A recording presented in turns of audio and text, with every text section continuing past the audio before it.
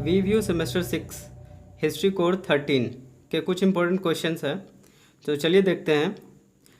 Question number 4, शीत युद्ध और इसके कारण।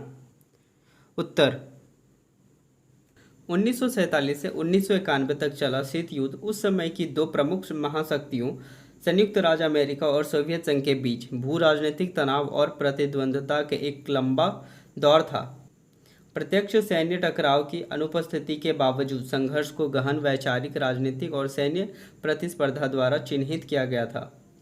शीत शब्द बड़े पैमाने पर सशस्त्र संघर्ष की कमी को दर्शाता है, लेकिन यह इस युग के महत्वपूर्ण वैश्विक प्रभावों को झुठलाता है।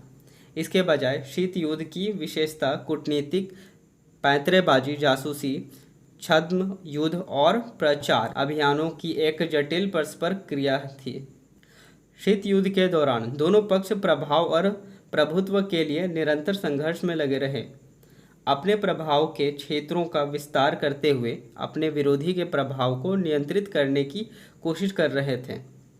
यह प्रतिस्पर्धा पारस्परिक सैन्य रणनीति से आगे बढ़कर आर्थिक सहायता, सांस्कृतिक आदान प्रदान और तकनीकी नवाचार को शामिल करती है।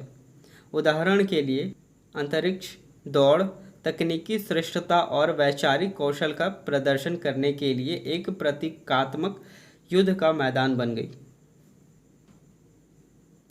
शीत युद्ध की विरासत गहन है, जो आने वाले दशकों के लिए अंतर्राष्ट्रीय संबंधों के पाठ्यक्रम को आकार देती है। इसने दुनिया को दो वैचारिक गुटों, नाटो और वार्सा संधि में विभाजित कर दिया और दक्षिण पूर्व एशिया, अफ्रीका और लैटिन अमेरिका जैसे विविध क्षेत्रों में संघर्षों के परिणामों को प्रभावित किया।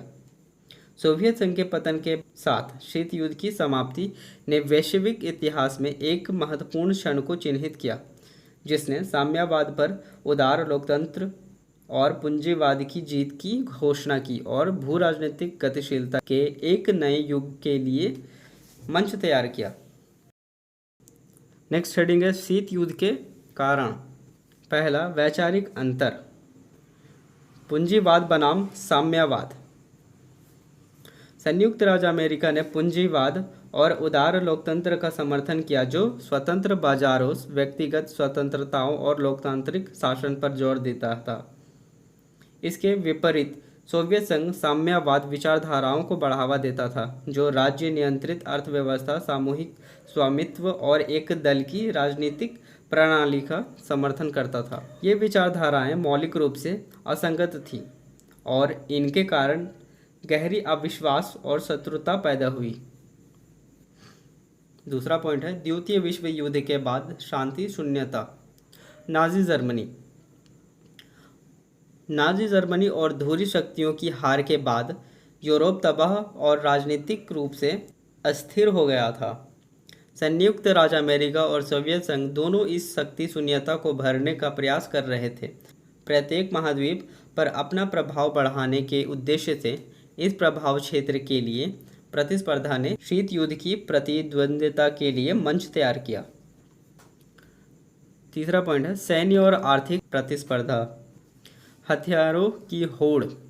संयुक्त राज्य अमेरिका और सोवियत संघ ने एक भारी हथियारों की होड़ शुरू की, जिसमें बड़े पैमाने पर परमाणु हथियारों का संचय और उन्नत डिलीवरी प्रणालियों का विकास शामिल था।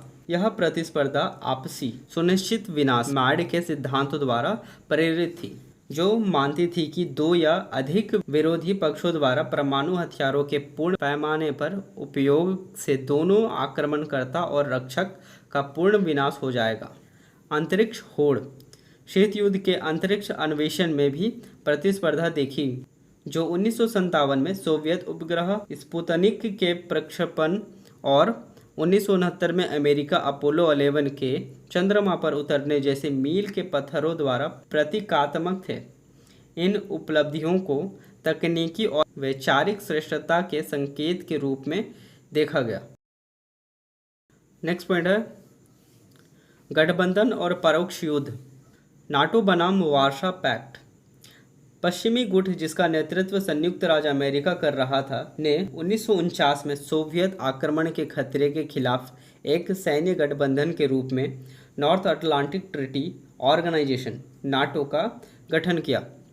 इसके जवाब में सोवियत संघ और इसके पूर्वी यूरोपीय सहयोगियों ने 1955 में वार्सा पैक्ट की स्थापना की, जिससे यूरोप दो शत्रुतापूर्ण शिविरों में विभाजित हो गया। परोक्ष युद्ध। शीत युद्ध के दौरान कई परोक्ष युद्ध लड़े गए, जहां महाशक्तियों ने दुनिया भर के संघर्षों में विपरीत पक्षों का समर्थन किया।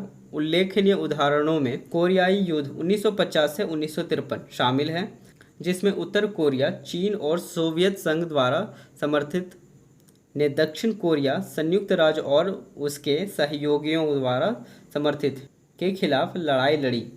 और वियतनाम युद्ध 1955 से 1975, जिसमें संयुक्त राज्य ने दक्षिण वियतनाम का समर्थन किया।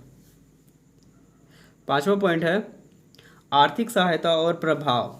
संयुक्त राज्य अमेरिका ने 1948 में मार्शल योजना लागू की, जिसने पश्चिमी यूरोपीय देशों को व्यापक आर्थिक सहायता प्रदान की ताकि उनकी अर्थव्यवस्थाओं का पुनर्निर्माण हो सके और साम्यवादी प्रभाव का प्रतिरोध किया जा सके। इस कार्यक्रम ने यूरोपीय अर्थव्यवस्था को पुनर्जीवित करने और साम्यवाद के प्रसार को रोकने में महत्वपूर्ण भूमिका निभाई। इसके विपरीत सोवियत संघ ने अपने उपग्रह राज्यों और दुनिया भर के साम्यवादी आंदोलनों को आर्थिक और सैन्य सहायता प्रदान की। सिक्स्थ पॉइंट है मनोवैज्ञानिक और सांस्कृतिक कारक। प्रचार और मनोवैज्ञानिक युद्ध शीत युद्ध के केंद्रीय तत्व थे। दोनों पक्षों ने एक दूसरे को अपने जीवन शैली और सुरक्षा के लिए एक महत्वपूर्ण खतरे के रूप में चित्रित करने के प्रयास किए। संयुक्त राज्य अमेरिका और सोवियत संघ ने अपने अपने विचारधाराओं को बढ़ावा देने के लिए मीडिया, शिक्षा और सांस्कृतिक आदान प्रदान का उपयोग करते हुए भारी प्रचार अभियानों में निवेश किया। सातवां पॉइंट है राजनीतिक घटनाएं और निर्णय।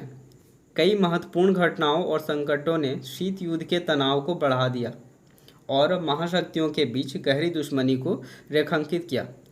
बर्लिन नाकाबंदी 1948 से 1949 ने देखा कि सोवियत संघ ने पश्चिम बर्लिन तक पहुंच को काटने का प्रयास किया, जिससे पश्चिमी सहयोगियों द्वारा एक बड़े हवाई पुल की शुरुआत हुई। क्यूबा मिसाइल संकट 1962 ने तब दुनिया को परमाणु युद्ध के कगार पर ला दिया, जब संयुक्त राज्य अमेरिका ने क्यूबा में सोवियत मिसाइल प्रतिष्ठानों की खोज की। 1961 में बर्लिन की दीवार का निर्माण यूरोप के भौतिक और वैचारिक विभाजन का प्रतीक बन गया। शीत युद्ध ने 20वीं सदी के उत्तरार्ध में वैश्विक राजनीति, अर्थशास्त्र, सैन्य रणनीतियों और सांस्कृतिक विकास को गहराई से प्रभावित किया। इसका प्रभाव आज भी अंतर्राष्ट्रीय संबंधों और भू राजनीतिक परिदृश्य को आकार देता है।